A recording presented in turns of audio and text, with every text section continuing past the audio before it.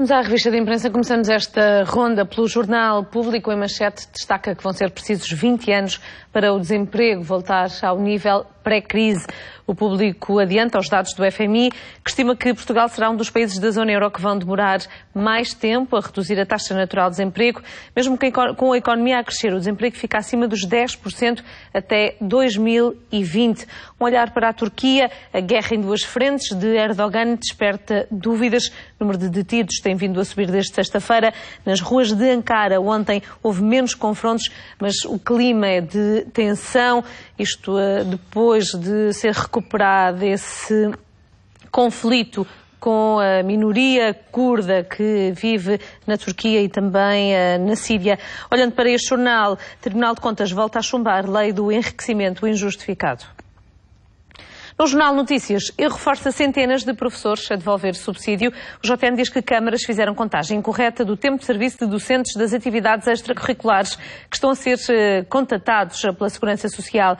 Alguns reembolsos atingem os 7 mil euros. Também o Tribunal volta a chumbar enriquecimento ilícito, mas PSD promete voltar à carga. Destaca ainda para a viagem medieval de Santa Maria da Feira que arranca amanhã.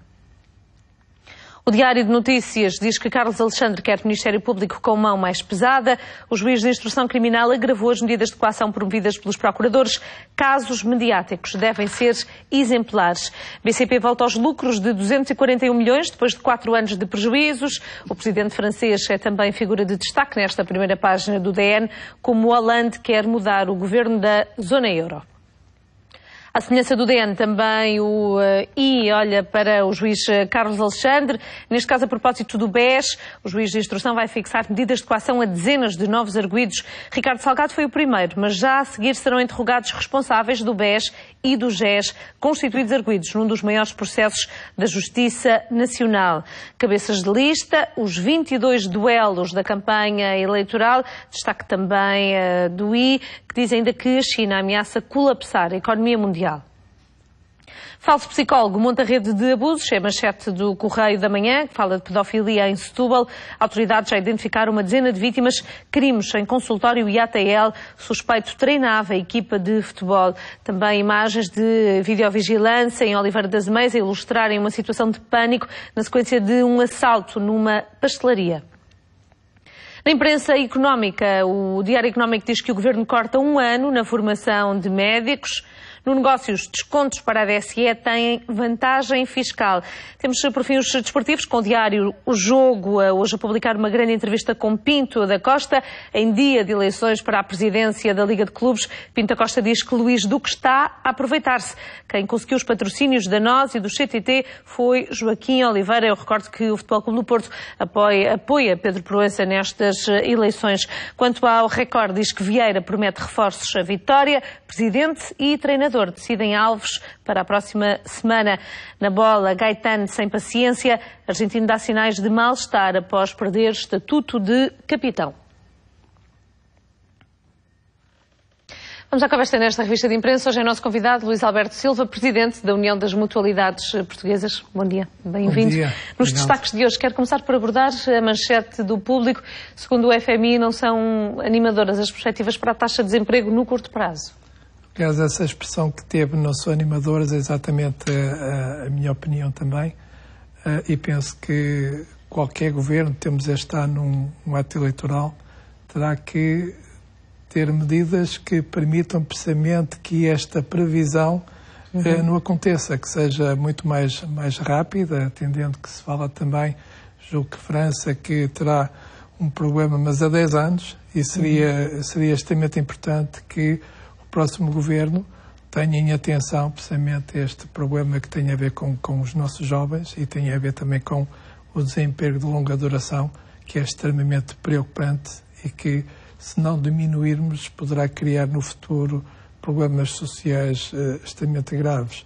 Eu penso que terá que haver também uma maior eficiência na questão dos recursos também e uma diminuição do peso da despesa pública. E aqui eu penso também que as entidades da economia social solidária, no caso concreto do movimento mutualista, podem e estão disponíveis para também, em conjunto com o Governo, poder diminuir precisamente esta taxa num curto espaço de tempo mais reduzido. A questão do peso da administração pública tem sido falada desde o início praticamente da crise e desde o momento em que se decidiram reformas a implementar. Algo já mudou nessa matéria ou ainda continuamos a ter uma máquina muito pesada e sem perspectivas de alteração nesse contexto? Não, eu acredito que tem havido mudanças. Se calhar, para as expectativas da maioria dos portugueses, ainda existe alguma insatisfação.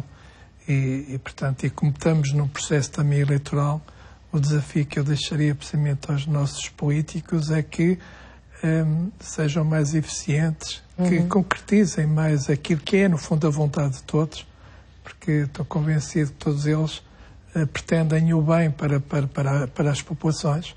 E, portanto, tem que ter medidas, se calhar, mais audazes, enfim, se calhar com alguma coragem, para que realmente consigamos que essas medidas tenham uma eficiência e uma rapidez maior que vai resultar precisamente na diminuição precisamente do desemprego e, no fundo, evitar também que os nossos jovens também tenham que andar à procura de emprego fora do nosso país, porque eles também precisam de estar junto às suas famílias e no fundo, do local onde nasceram, onde vivem, e, portanto, isto terá que haver da parte de qualquer governo muita coragem para que realmente essas medidas sejam implementadas mais rapidamente.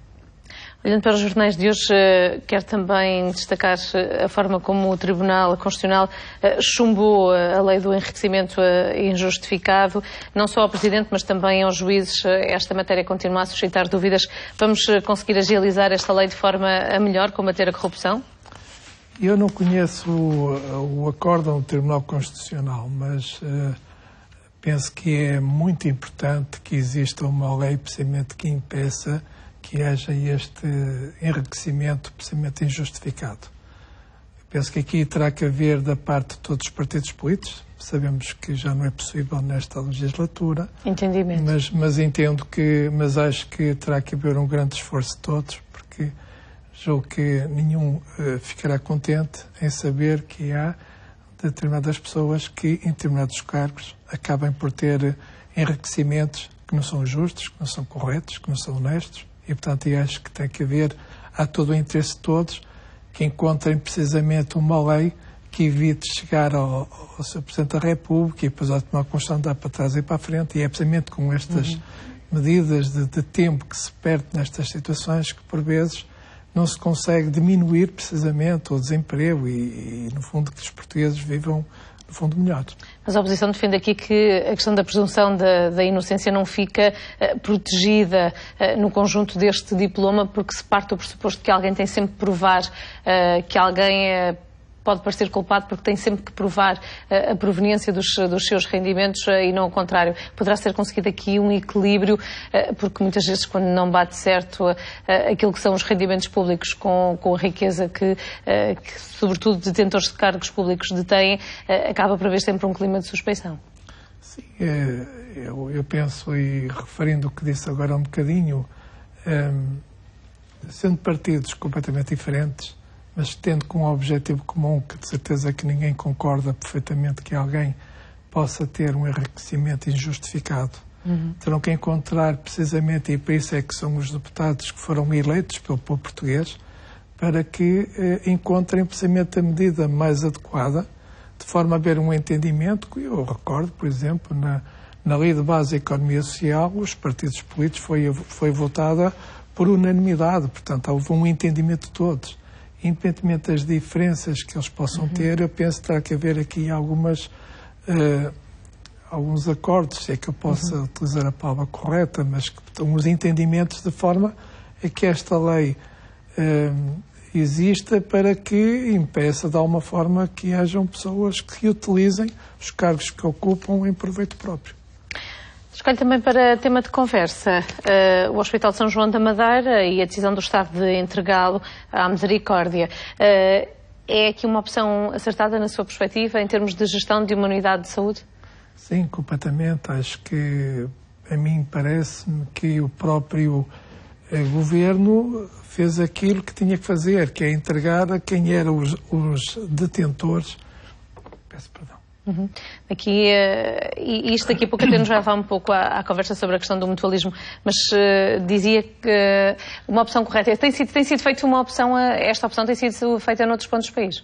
Na minha opinião, o devolver os hospitais às misericórdias, que eram detentores destes hospitais, no meu entender, é uma atitude correta. E, para além de ser correto, o que tem estado a ser verificado é que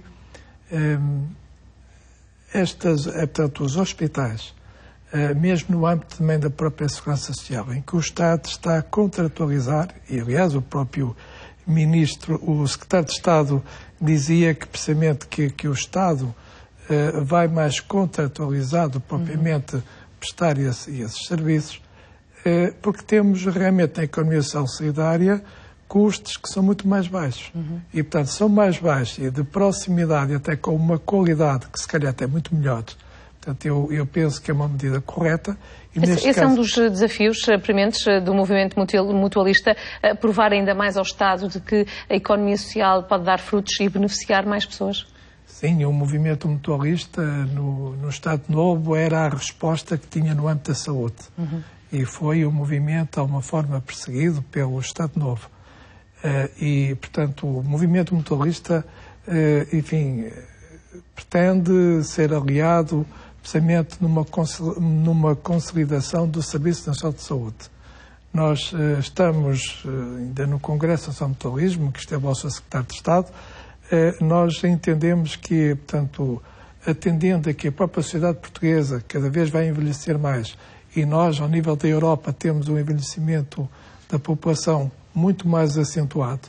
Portanto, vai ser necessário mais cuidados de saúde. Portanto, o movimento mutualista, e falarei na economia social solidária, mas no caso concreto de que eu represento, está completamente disponível a acolher quer unidades familiares de saúde tipo C, que há uma falta de resposta de médicos, precisamente de família, e nós estamos disponíveis para acolher essas unidades, quer também, precisamente em hospitais, em que o movimento mutualista está disponível para, em conjunto com o Governo, poder realmente dar uma resposta eficiente e a custos muito mais baixos. Luís Alberto Silva, muito obrigada por ter estado connosco. Muito obrigado. Muito obrigado. Bom dia. Fazemos por agora uma pausa. Despedimos também dos espectadores da RTP Internacional que nos acompanham no continente asiático.